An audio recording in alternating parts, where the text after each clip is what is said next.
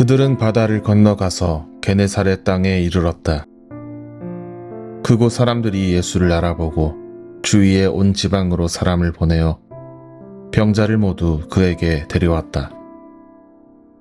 그들은 예수께 그의 옷을 만에라도 손을 대게 해달라고 간청하였다. 그리고 손을 댄 사람은 모두 나았다.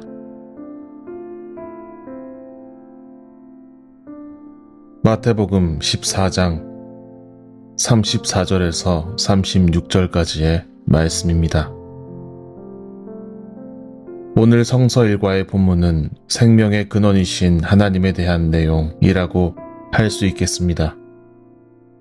그러나 가만 삶에 비추어 본문을 돌아보노라면 하나님께서 생명의 근원이시다 라는 고백이 어딘지 생경하게 느껴집니다.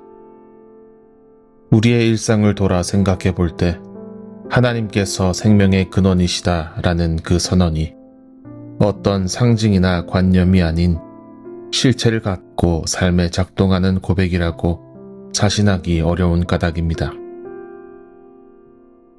저는 차라리 3천 두카트의 담보로 가슴살 한 덩어리를 잘나가게 노라는 생명을 돈 아래에 두는 베니스 상인의 셈법이 이 시대를 사는 우리에게 더 익숙한 셈법으로 작용하지 않는지 생각해 봅니다. 아무렴 그것은 내가 살기 위하여 타자를 안중에 둘 수 없는 전쟁터 같은 세상을 사는 동안 필연적인 셈법일지도 모르겠습니다.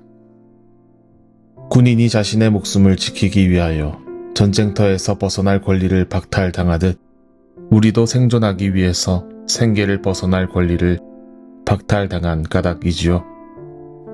그리 어느새 세상 속에서 생명의 무게는 고작 총알과 포탄으로 대치되는 소모품의 무게만한 것으로 전락했는지도 모르겠습니다. 따라서 많은 순간 우리는 사람됨에 대한 목적과 의지도 없이 어느새 생존을 위한 강요된 싸움을 잇기 마련입니다. 그러나 그것은 얼마나 비참한 일이겠습니까?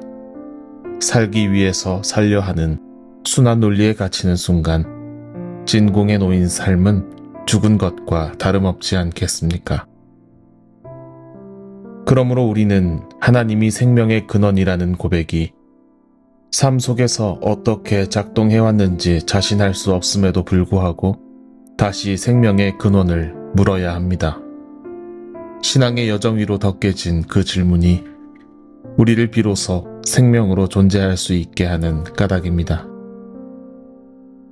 오늘 본문의 시편의 시인은 노래합니다. 하나님, 우리에게 은혜를 베풀어 주십시오. 그리고 그 노래는 점차 온 세상으로, 모든 민족으로, 땅끝으로, 온 누리로 넓혀집니다. 시인이 이처럼 그의 노래를 세상 끝까지 넓혀가는 것은 오로지 모든 존재들의 생명을 지탱하는 오곡백과가 하나님으로부터 나오기 때문만이 아닙니다. 시편 67편 4절 말씀입니다. 주님께서 온 백성을 공의로 심판하시며 세상의 온 나라를 인도하시니 온 나라가 기뻐하며 큰 소리로 외치면서 노래합니다. 셀라. 모든 생명을 지키는 공평한 질서와 통치가 하나님에게서 나오기 때문이지요. 그것이 시인이 노래하는 생명의 근원이신 하나님인 것입니다.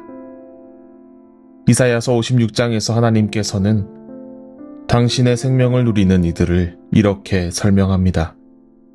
이사야서 56장 4절과 5절 말씀입니다. 이러한 사람들에게 주님께서 이렇게 말씀하신다. 비록 고자라 하더라도 나의 안식일을 지키고 나를 기쁘게 하는 일을 하고 나의 언약을 철저히 지키면 그들의 이름이 나의 성전과 나의 성벽 안에서 영원히 기억되도록 하겠다. 아들, 딸을 두어서 이름을 남기는 것보다 더 낫게 하여 주겠다. 그들의 이름이 잊혀지지 않도록 영원한 명성을 그들에게 주겠다. 하나님의 생명을 누리는 자는 이스라엘 민족만이 아닙니다. 많은 자손을 남기는 이들도 아닙니다. 생명이 없다고 여겨진 이방인이어도 내쉬어도 무관합니다. 한 생명으로 존재하는 이들은 하나님의 언약을 지키는 사람이기 때문입니다. 우리는 그 사람을 예수를 통하여 봅니다. 마태복음서 14장 34절 말씀입니다. 그들은 바다를 건너가서 게네사렛 땅에 이르렀다. 유대인 역사가 요세푸스는 그에 져서 유대 전쟁사에서 게네사렛 지역에 대하여 이렇게 설명합니다. 갈릴리 호수를 따라 늘어선 게네사렛이라 불리는 지역이 있다. 이곳의 토양과 기후는 기이할 정도로 풍요롭다. 땅의 기름짐이 너무나 뛰어난 까닭에 온갖 종류의 식물이 잘 자란다. 그러나 게네사렛은 그 풍요로움 때문에 아귀 다툼의 전장과 같았습니다. 게네사렛의 민중들은 로마 제국의 세금과 분봉왕의 수탈과 제사장들의 종교세로 소출의 절반 이상을 빼앗겼습니다. 많은 이들이 빈민이 되었고 떠돌며 구걸을 해야 했습니다. 풍요롭지만 치열하게 생존을 도모해야 하는 곳, 그 자리가 바로 게네사렛이었습니다. 예수께서는 그 가운데서 그들을 마주합니다. 온 지방에서 모인 병자들로 북적이는 가운데 계신 예수의 모습을 상상해 봅니다.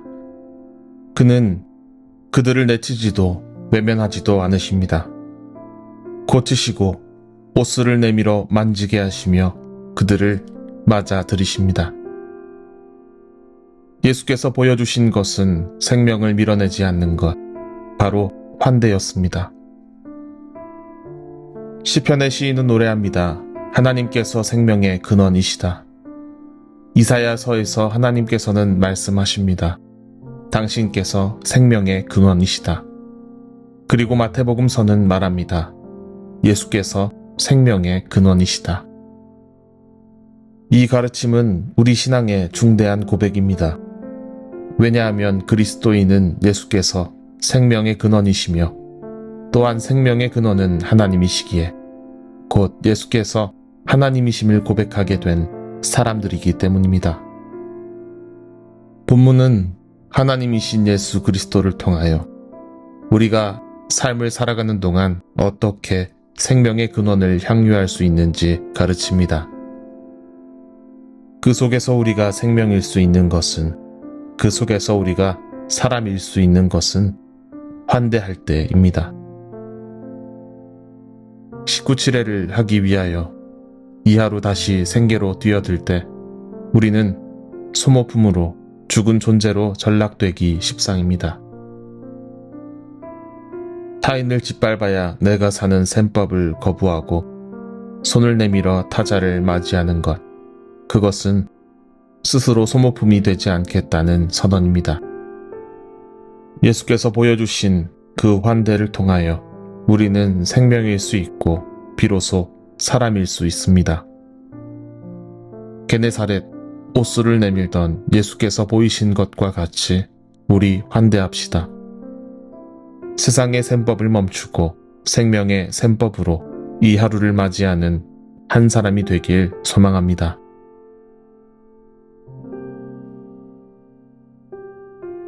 생명의 하나님, 사는 것이 참 힘듭니다.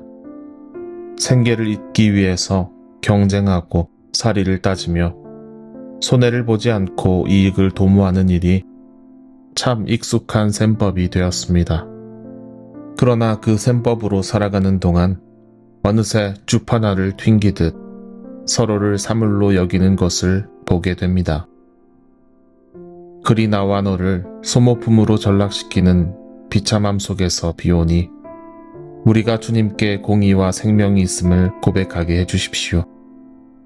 비옥하지만 메말랐던 게네사렛에서 병자를 외면하지 않으셨던 주님처럼 우리가 섣부르게 계산하지 않게 해주십시오. 타자를 품고 환대함으로써 하나님이 지으신 한 사람으로 존재하게 해주십시오. 예수 그리스도의 이름으로 기도드립니다. 아멘.